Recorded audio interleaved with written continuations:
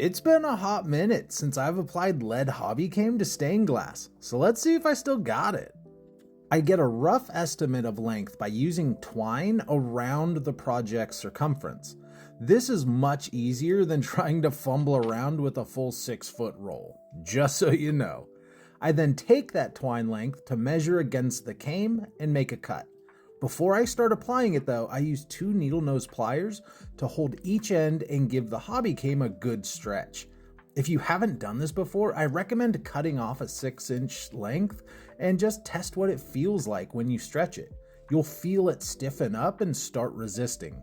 Stop there before you overstretch it and it tears. For super sharp angles, it's okay to cut the border and then solder them back together. This can give a clean angled look instead of bulges or rounded corners, unless you're into that sort of thing. This is a judgment-free zone, unless you like liquid wax. Then I'm 100% judging. In between the fingers, I used my closed needle nose pliers to really get in there and press the border to fit properly. I was conscious where I was applying pressure though, only directly horizontal to prevent snapping the glass piece with up or down pressures.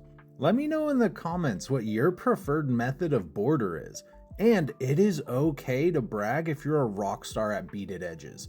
I could never figure out that style, and will forever hang my head in shame because of it.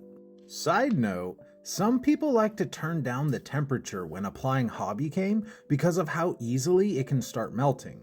If you haven't used this before, it probably wouldn't hurt to drop the temperature down to around 360.